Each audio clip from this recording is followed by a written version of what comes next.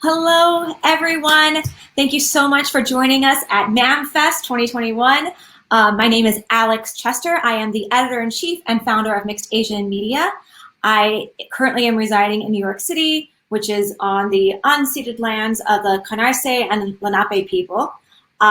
For a visual description, I have a dark, brightish purple hair with bangs. My skin tone is a tan-ish, light tan. I have dark brown almond-shaped eyes. I'm in a black and white tank top, and my background behind me is this lovely blue ombre wall that I happen to paint for my friends. And joining me is the wonderful Annie Wu. Hi, Annie. I'm going to unmute you. There you go. Hi, everyone. I'm happy to be here. Thank you guys so much for having me on. I'm excited to chat. Great. Annie, so where are you currently residing right now? Yeah, so I'll give a little intro. My name is Annie Wu. Wu is actually my middle name, which is from my Chinese last name since I was adopted. I use she, her pronouns, and I am currently in central Pennsylvania, which was the original homeland of the Susquehanna tribe. And then I am wearing a long maroonish red t-shirt, which is from Welcome to Chinatown. I have an equality necklace on that's gold. My hair is dark brown fading into like a blondish and it is straight. Dark brown almond-shaped eyes, and there is a kitchen behind me. Awesome. Thank you so much, Annie. I'm so excited to be chatting with you just because, I mean, you are just incredible. I've been following you on social media, and the work you do is just so profound and amazing. I mean, currently you have raised, I think, almost $55,000 for NRL pro-choice. I mean, that is just incredible. So, like, bravo. Thank you for being an advocate. Thank you for speaking up. I would love for you to give some background for our audience of all the extraordinary work you are doing, and then we can dive deeper into Q&As. Yeah, so, I mean, my background, I have my education in journalism and communications and political science. I've always been interested in politics and government and all of that. And obviously, some of the kind of like human rights issues growing up, and more so as I got older.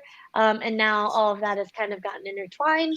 But you know, a lot of what I do online and what I've done is just stuff that I have either found as resources for myself or things that I found interesting, and then just sharing them with others to help them, as well as, you know, if I find something and I feel like I can maybe use some of my skills to like help others learn or whatever, doing that as well. But it's really happened pretty organically, and it's not my full-time job. It's something I enjoy doing and something that I really care about. So I think that's why it kind of works, because I'm like, I share things when I want to share about them and when I really care about something. And I think it comes off authentically. And also, like, I am not an expert in most of these issues. I try to read a lot and get informed from people who are, and, you know, listen to experts in those areas. And so I think that's also how I go about things, is that, you know, I'm still learning and unlearning and trying to like teach others while I'm also growing. And so yeah, just kind of being me about things, and somehow I've amassed people following me throughout it. Why people follow you so much is because you are authentic and because it's not performative. And I think that's something that we see quite a bit on social media is performative activism. And it's great that people are wanting to talk about things on social media, but at the same time, it's kind of like, cool, are you just posting this to gain followers for yourself? There's like another agenda behind it. It's not actually coming from an authentic, heartfelt place, unlike you, where it is, and you are doing good and you're changing the world for the better. which I would love to ask you about. To start us right off, what was it like meeting RBG? I never met RBG. I did. Oh my goodness! I thought was it VIP Kamala Harris? Am I totally off here? I might be. Oh, I met Kamala. Oh, Kamala, can you tell us about that? I would love to hear. Yeah, so I met Kamala back in 2019 in the spring. And I was living in New York at the time, New York City, and I was waiting in line for SNL. And if you're familiar with SNL, you can go and watch it for free, but you have to wait in line to get tickets. And so people camp out, and it's a whole thing, at least prior to the pandemic. And so I wanted to do that at least like once. And so a friend and I, like, we camped out, and it was, you know, what it was. I was lucky enough that I was able to bring my car down and kind of like sit it where we were sitting, at least at like the like late hours of the night, especially because it was raining. But you can't park there during the day. But anyway, I went inside that night while it was like raining. It's probably like 10:30, and I was just, using the restroom in NBC, and it was pretty empty in there. And there were like two women that were walking like down the steps, and like they were dressed in like pantsuit type of outfits. And I like was familiar with Kamala, but she was just, I mean, she had just been elected in 2018 on like the national scene. So, and being from the East Coast, she's representing in the West Coast. I wasn't like super familiar, but I knew that she was, the first Black woman senator from California. And so and she had just, I think, announced that she was going to be running in the primaries for the 2020 election. This is back in 2019, so super early. And so I hadn't followed her enough that I was like that's it, that's her. And also people look different in like real life. Like she was shorter than I expected, like different things. And so I looked over and just did like a double take, and she saw me do that, and she just was like, come over, because I was like, I'm not gonna, I was wearing sweatpants I had on for 2 days straight, and just came out of the rain on the streets of New York. But I talked to her, and I was like, I really respect what you do. I'm trying to figure out where I fit in, and trying to make a difference. And it's just great to meet you and all this stuff. And she said to stay involved in politics, and it was just a really genuine, out of the blue occurrence. And we took a selfie, and she left, and I stood in the lobby and freaked out a little bit, and the girl I was with had no idea who that was. And actually an employee at NBC was in the lobby and watched the whole thing happen, and then watched me make an Instagram story where I was freaking out, and she tweeted about it. And she ended up being the roommate of someone I went to college with, who was on the school paper with me. And so Sam, the girl that I knew from college, responded and was like, I think this was Annie. And because I didn't have anyone around to document anything other than the selfie we took. And so it was kind of cute to see someone's outside perspective. And they said this girl just totally fangirled over Kamala Harris, and she said that Kamala told her to stay involved in politics. And I said that everyone was looking for the guests that were going to be on SNL that week, which was Shawn Mendes and Adam Sandler. So they were staying in the area. They were going in and out for rehearsals, and people were hoping to meet them and see them. And I came back, and I was like, guys, you'll never believe who I just met. And everyone was like, which one? And I was like, Kamala Harris. But it was really cool. And then she became obviously the VP nominee, and now she's the VP. And so it was before I knew any of that was going to happen. But it kind of, some of it during the election cycle and whatnot. Actually, this past year, they spoofed my one graphic I did with Kim Sarah on SNL. And it some of it's just kind of felt little full circle moments. And So it's a fun story. That is a fun story. I mean, it's just such a small world, and I really love that. And that's so cool. I would love to talk to you more about um, you're the platform Feminist Weekly. How did it start? And your role within it. Yeah, so Feminist is an online platform dedicated to kind of uplifting feminist issues and voices. They are super tied into like the intersectionality of feminism. So trying to make sure that we're tackling these issues from a very nuanced perspective and holistic perspective. And so I was in contact with them just through different things I had created and that they shared throughout time. And they knew my background was kind of in the news slash like compiling information type of space, and that was what I was good at doing. And so we talked about like where I might fit in, and they offered me the contributing news editor role, which is, we're doing Feminist Weekly, which I thought was really important to bring to light, kind of weekly occurrences of what's happening, because I think with a lot of what is going on in the world, in the country, we get the like back end of things. Like we find out after the legislation's passed. We like see things like when the election starts to happen, rather than like if we are paying attention, some of these things can be A, less surprising, but sometimes B, like if we're doing stuff about it, avoided. And so I was like, I think it's important to like uplift like weekly news and not just like when something horrific happens or something great happens. And we can celebrate those small things and also activate on smaller levels.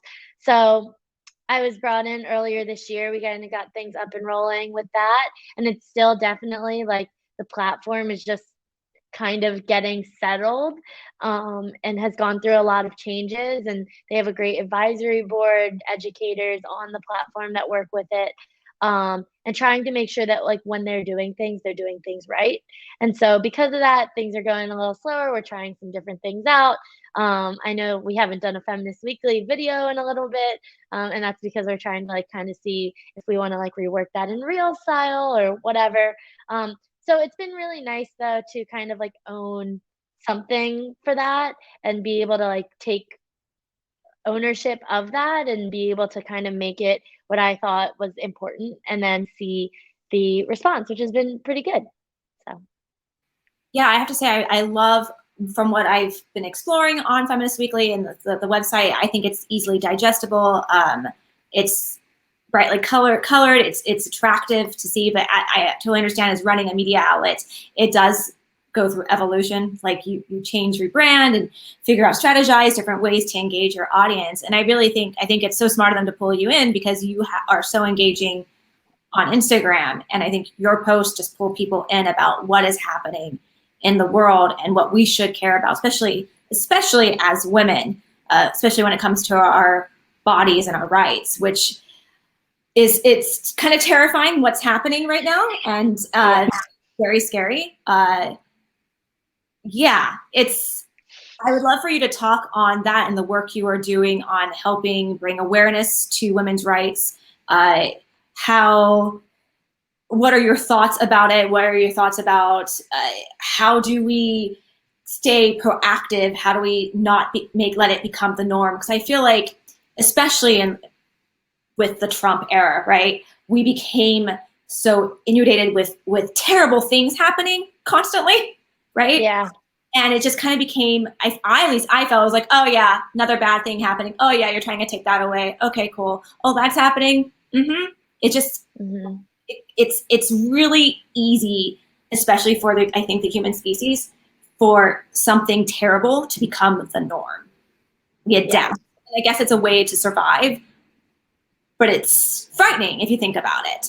Yeah. So I would love to hear from you on your thoughts on all of this.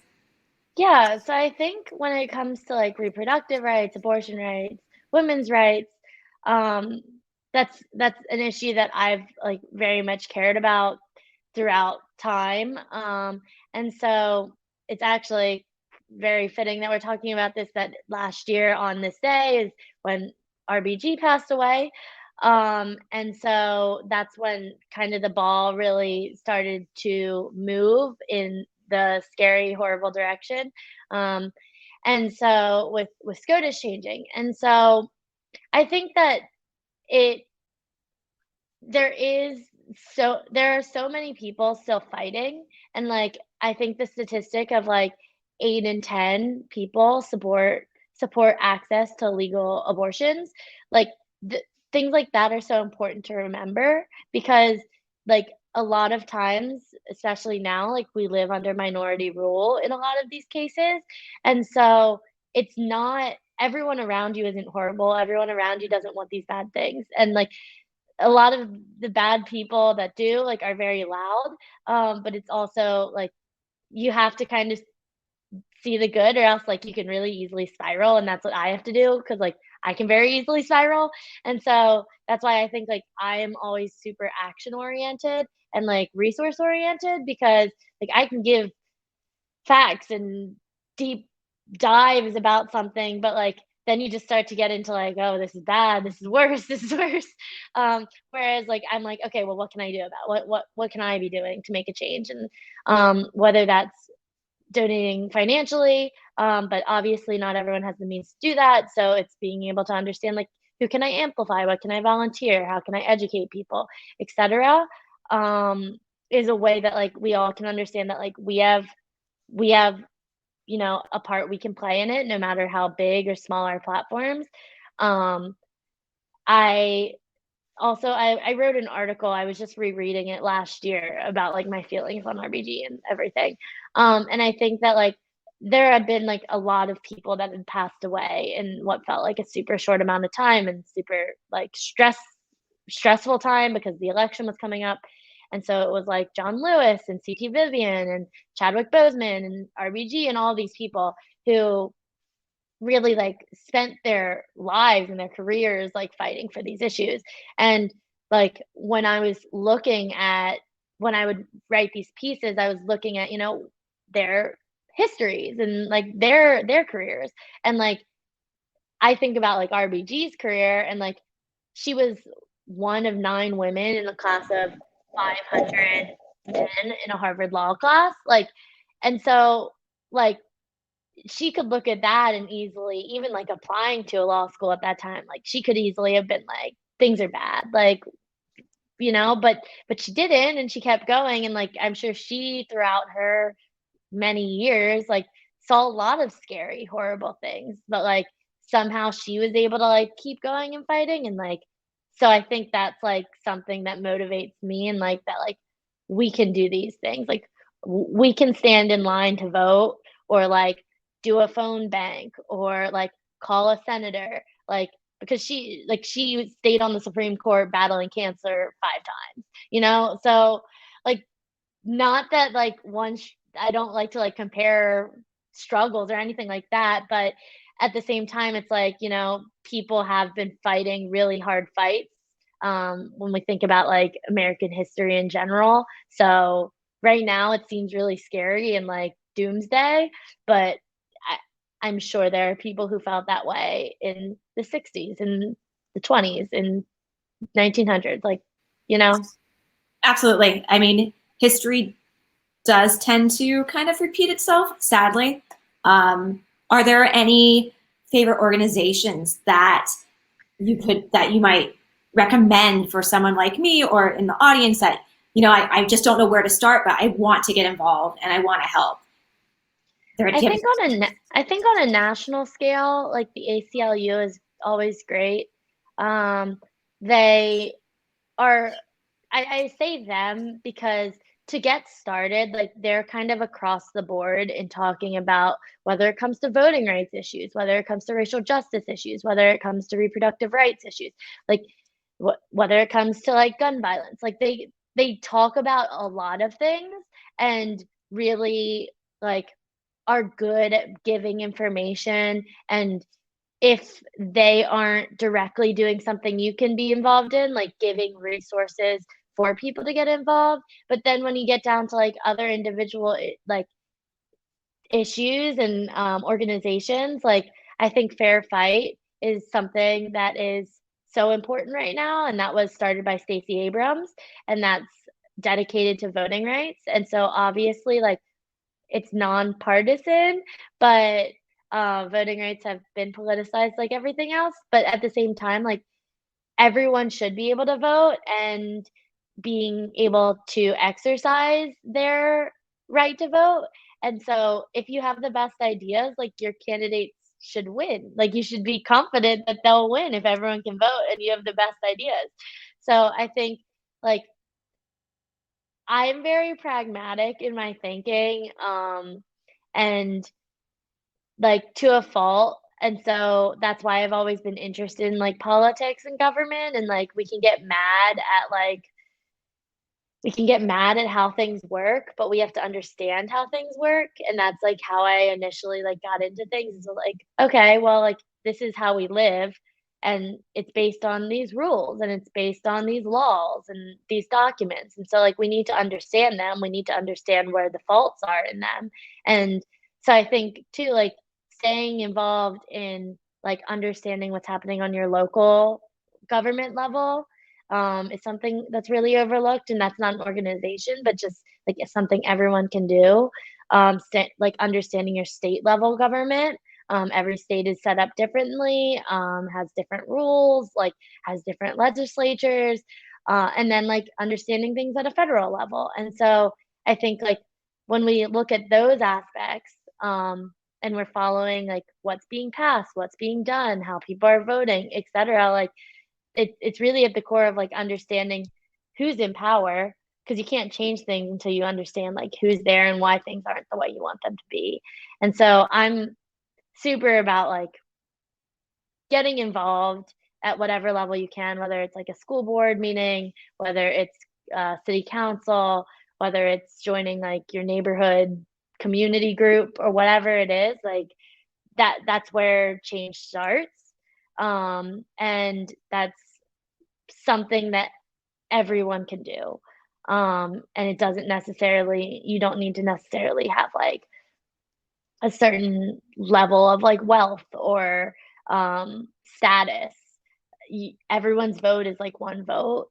And so if there's enough people that advocate for a certain issue, like, politicians have to listen, because that's who's electing them. And corporations, like, have to listen, because that's who's buying their products or their services.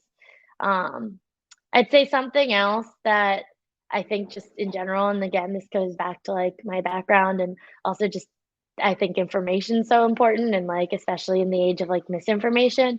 Like, reading and, like, journalism and articles, and, like, scientific articles and scholarly articles, and listening to, like, not necessarily like a news broadcast. I mean, news is fine. I'm not bashing, like, turning, but, like, reading, like, the in-depth, like, pieces and the stories, like, in not just, like, the New York Times, but in, like, local publications as well. And again, understanding things from all these different levels of what's going on, and really, like, staying in touch, is something that I think can help people. And then they'll also, I think, learn what they maybe care about and where they can get more actively involved.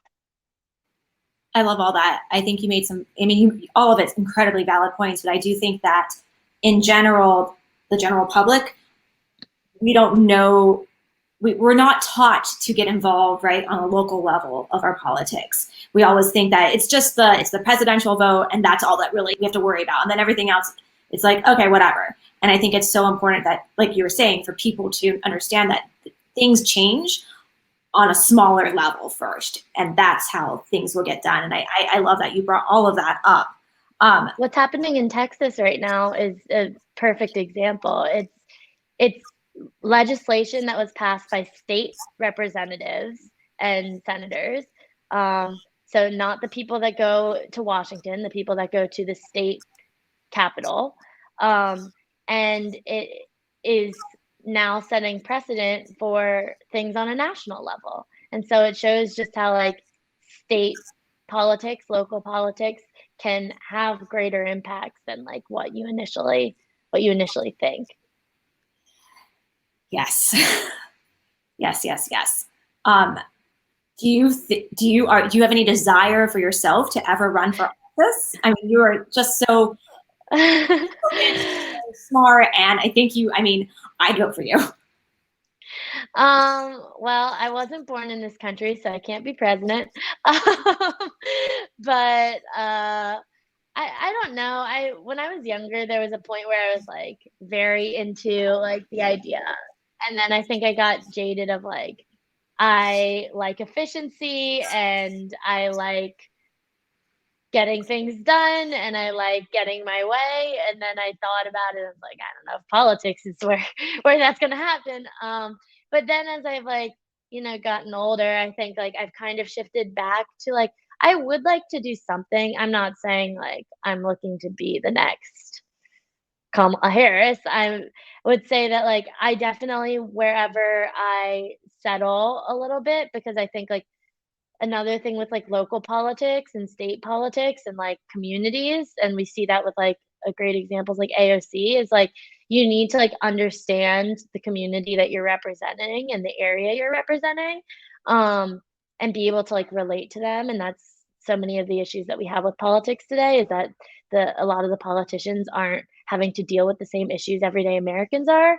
And so I'd love to get wherever I end up settling a bit more, um, getting involved at least on a local level, whatever that is, whether that's, if I have a future child and getting on the school board, or if that's city council, or if that's just like being an active member of the community. Like, I don't really have a plan set. Um, that it's like I want to be a representative by age 30 and a senator by like I don't have any of that. But I've kind of, been just seeing where things take me and where opportunities and different areas that I feel kind of called to go to take me. And so we'll see. I don't say never about it, like anything, um, except for president because I can't do that. That's okay. I wouldn't want to do that, to be very honest. No, it sounds no. I think you can do so much more on a local level. Like, yeah. So I think that's wonderful. I know we had talked briefly at one point, you and I, before this cast, about you being adopted. And I really think that mixed folks like myself and adoptees have a lot in common culturally, especially of never feeling, maybe not, I don't know for you, but for me, not feeling I'm Japanese enough, not feeling I'm Jewish enough, not quite knowing where I belong in the world. And I was wondering how you being adopted has influenced your life, your work. How has, I guess, just influenced you in a broad spectrum or a narrow one for that matter? Yeah, I mean, I think so much of it has been like learning and like figuring out my identity, especially like as I got older and in recent years, because it's something that like as a kid you're not like being super introspective about or like trying to understand the nuance. And so like a lot of I know adoptees like just because of how the adoption systems work, and also like systemic issues of like where certain like BIPOC communities are more likely to be in lower income just because of like systemic racism. And so a lot of the financial background that goes into like the adoption process and all of these things. Like a lot of adoptees have very similar, at least from people I've talked to, have very similar like backgrounds of like they were adopted into like a white family, into like a white area, or whatever it might be. And so I think a lot of it has been just like learning on my own and figuring things out, as well as like when I went to college, I think I learned a lot because I like was exposed to more diversity and like diversity of thought. And not that like when I wasn't raised in like a super conservative or any type of household like that. But I think that it's with like white parents, they don't know to talk about certain things. Know they don't have the same perspective. And so you're not gonna get you can't expect to just get it that way. So a lot of it is identifying things on your own and figuring things out. Um, I think also like what adoption has kind of given me as a perspective is that like a lot of life is so circumstantial. And I think that like there's this statistic that like one of the key indicators of how successful you'll be. And obviously this isn't a blanket statement and like there are exceptions and what, but for the most part, it's the zip code you grew up in and that you live in. And you can see that based on like what's the income level, what is the education level, what is the education quality, what are the resources available in the community, like things like what are the connections you're going to get because of the other people who are from that area. And so like I was adopted and grew up in central Pennsylvania, and I was raised in a house that like went to church. And it like there's so many things, but at the same time, like if a different couple would have adopted me, I might have been raised in Texas and I might have been in a Catholic family, or like I could have been in like there so much of it feels circumstantial. And like so I think a lot of it has been like me being like, well, who am I? Because like so many of these things that you're like given just because like that's where you grew up or that's like what your family is or whatever, like doesn't necessarily need to be like your identity too. But I think a lot of people who like have are like natural birth families like and like have like they a lot of it is like status quo. And so I don't know, it shaped a lot and I'm definitely still figuring it out. And I definitely like understand your statement about like not being not feeling one way enough or the other way enough. Because I think again like it's like well like I wasn't raised in a family that everyone's Chinese, which is what I am. And so like I don't want to like pretend that like I'm super cultured and I ate this type of food every like I don't want to like pretend that, but I also don't want to just like say that like I'm never going to say like that's bad or I wouldn't want to like embrace that at all. And so I think it's a lot of that's figuring it out. And everyone has their own like journeys of how they do that.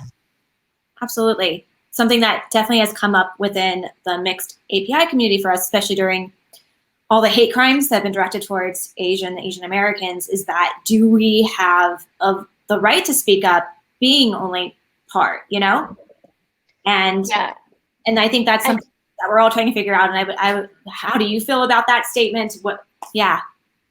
I think that when stuff started coming out last year, and the rise in hate started, and the language that was being used, it was something that really did shift my perspective, and it made me think a lot more about like this whole conversation that we're having about identity, because it's a lot of things that like I didn't necessarily need to focus on in the past, and it wasn't like right in my face. But I think I like wrote a piece about it, and it was just kind of like what my experience was, kind of at the beginning. And when a lot of people, I don't think were taking things super seriously or listening to the AAPI community, about like the fears they were having. And something that like I thought about, or that like it really hit me was, which was something that I understand like other communities of color they like feel all the time, was like for the first time like when I went out in public, like I was my race.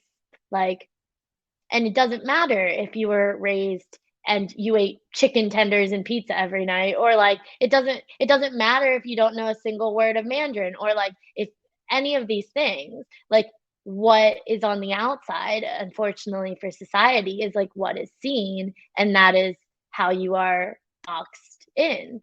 And so like you may feel like you don't have the ability to speak because you didn't live as whatever of a life, or have a certain background. But at the end of the day, like in my head it's like, well, nobody's looking at you though and saying like, oh well, like they don't have like they see you and they see that you're an Asian person, like so you can speak to that. And obviously like again like don't lie and talk about like like I Kim Sarah, who I think is also a part of Man Festival, like she did and I supported her, a great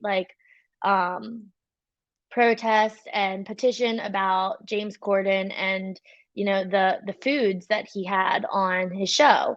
And like, I didn't grow up eating those foods. I still to this day haven't eaten some of those foods. And so while I supported her and I could adamantly talk about like, this is wrong, this is why it's wrong, and like, it, just because the food is different doesn't mean it's bad or gross or whatever inherently.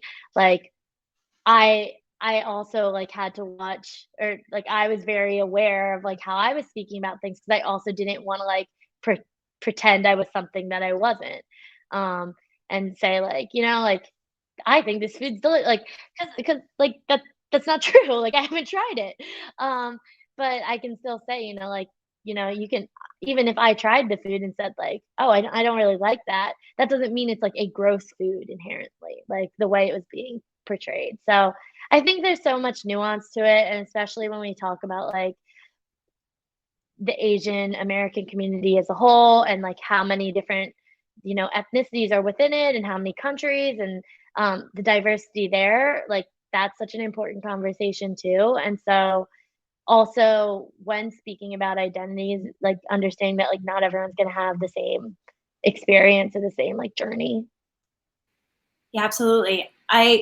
Something that I believe I read, and I hope I'm not way off on this, is that, Asian American was coined as more of a political movement. It's not to say that we're all lumped in underneath this one thing and we're all Asian. Like, Asian is not the same thing. There are so many countries and cultures. And I think that's something that, like, this generation, the Gen Z and millennials are kind of grappling with, especially those of us that are like not, our parents aren't directly immigrants. Like, it's our great great grandparents that immigrated to this country, and now we're so Americanized. So like, what does Asian American really mean to us? It's not, it's not a fully, like, I don't have a Japanese experience at all. I have a very Americanized experience, and so I feel like that's something that there's a lot of conversation around this now. A lot of conversation around, you can't just lump us up in one thing, but at the same time we have to use this term because it's a way to gain momentum and get things, our points across. So it's so Yeah. you know um, Yeah. yeah. I it's a things are shifting, and I'm really interested, and I'm excited, and I'm also like to see what's going to be next, for the I good. I think the nuance is like it is being like more understood, especially as like representation expands because I think in the past like stereotyped representation was what you saw. Um, it was, I mean, like not nothing against the movie, but like I watched like Wendy Wu Homecoming Warrior and like on Disney Channel and like it's like the Karate Kid and like Jackie Chan and like all of these things, which like they're great and like, but you only saw it so focused. Even like I love Mulan, like don't get me wrong, but her story was so about like China and it was so central to like culture, whereas like a bunch of the white princess stories, they just like were love stories that they like happened to be white. Yeah. And so I think that like there you could put an Asian princess as Cinderella and the story would be the exact same. Like she just looks different. And so I think there is a shift in us seeing that. The same as like with a lot of other groups that have been oppressed, like LGBTQ. Like there are so many people, like characters in TV shows now that are LGBTQ, but it's not just like, ooh, that's like the token gay character. Like it's just like a person that is the character that happens to be gay. Like because that's how society is. Like a friend group is like, oh, like this is the, or should it be? And so like I think like the movie To All the Boys on Netflix, that series was great in showing like they did go to Korea in the third movie, but like the whole and they talked about how like the mother was Korean, but they didn't like focus on that. Like it was still a teenage movie that like incorporated aspects of their identity, but also like not just centering that like that's all that person is. And so that's also like what I try to do with like my platform, in that like I I share about politics, I share about news, I share about like issues that I care about, but I share about like my life too. And like some of it has to do with like cultural things, some of it doesn't. Some of it is like my dog. Some of it is like the food, the food I ate for dinner with a friend, like going to the movies, like doing things, because I think like that's so important, especially for representation. It's just like showing up, and it's just showing like who you are as a person.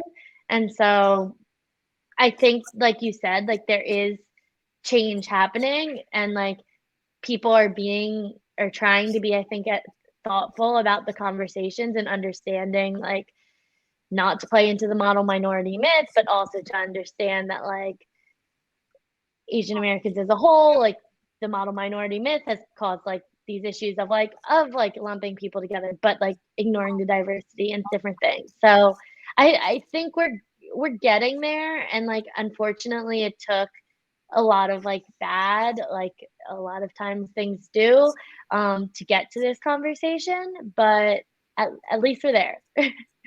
Very true. Do you think, because we've had so many pioneers before yourself and before basically social media, do you think social media has been like the impetus to for this push, because it's made it more I think accessible? it's I think it's helped. Um, I also think that like it's like shown some of the issues. Like it's a visual of like, I mean, you think about certain TV shows, and it's the same with other groups of color.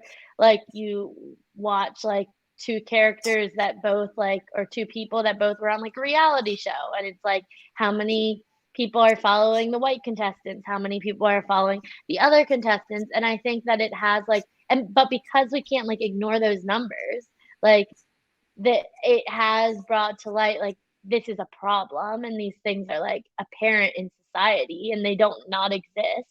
But I do think it has shown there is performative activism, and I think that like we are getting hopefully to a point where people are like, okay, well, it needs to be more than performative.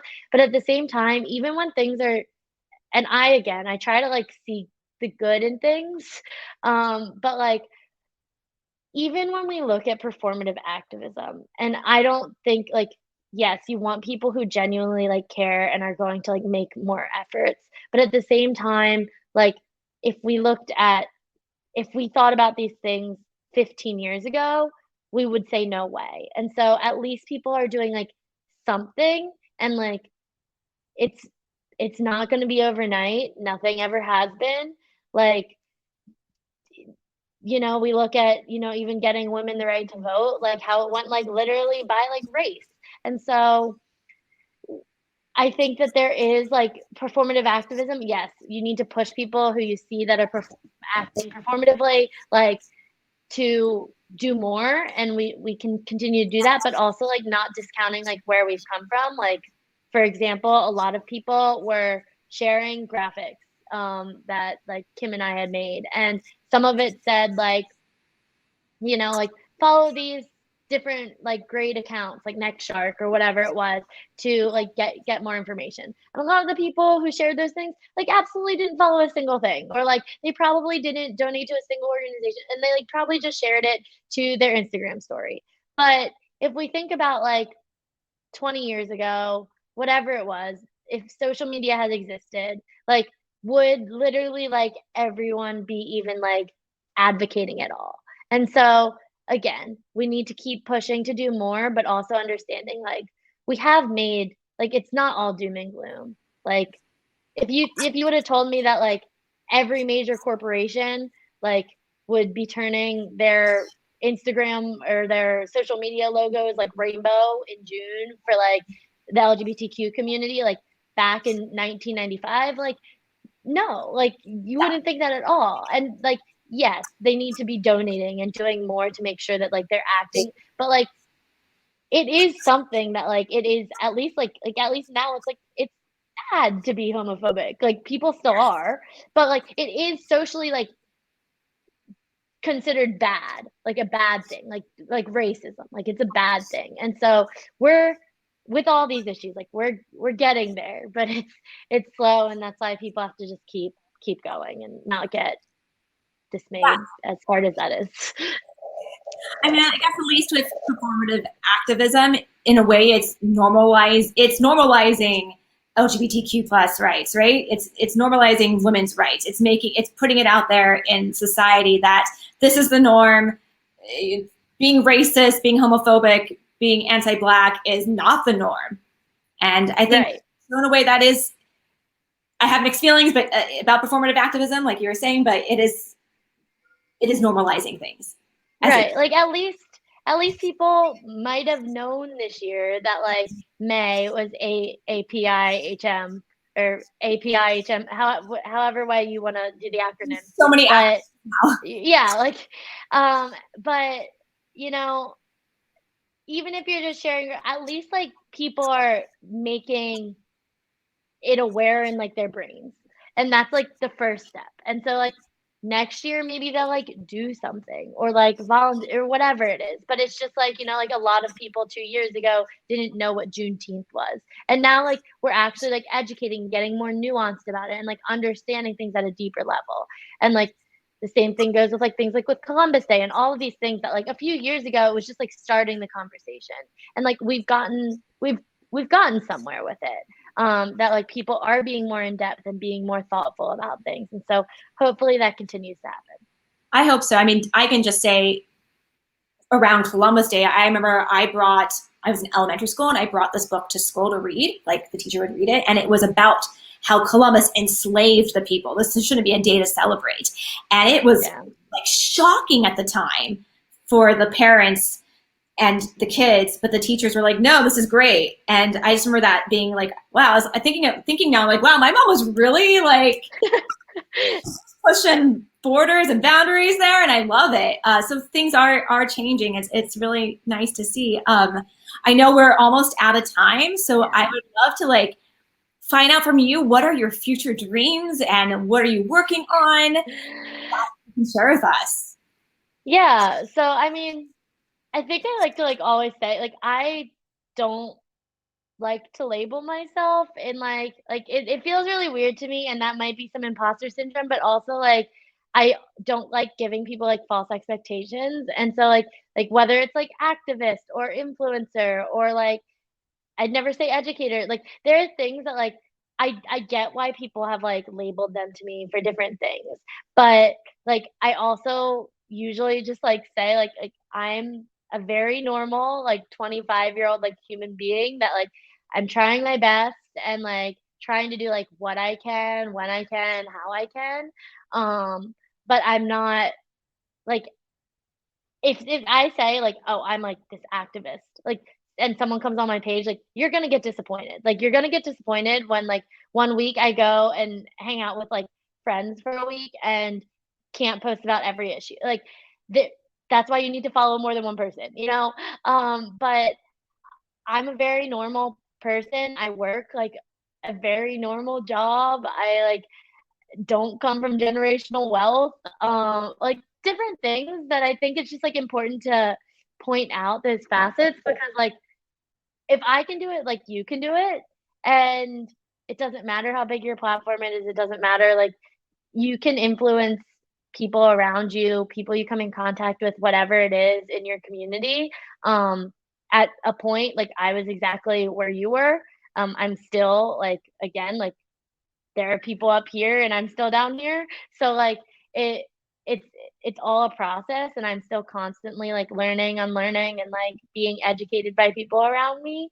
Um and I think like with doing that, like cancel culture, like all of that stuff, like I always say like yes, accountability, consequences, definitely necessary, but also understanding like when people are trying to learn, when people are trying to grow and trying to be like better, like we do need to give grace and we do need to like understand that like not everyone comes from the same like starting point. And like I definitely didn't. Like I definitely not was not like raised in a way that like I understood a lot of this nuance to things, and I'm like just just learning about some stuff, um, just because of the community that I was in.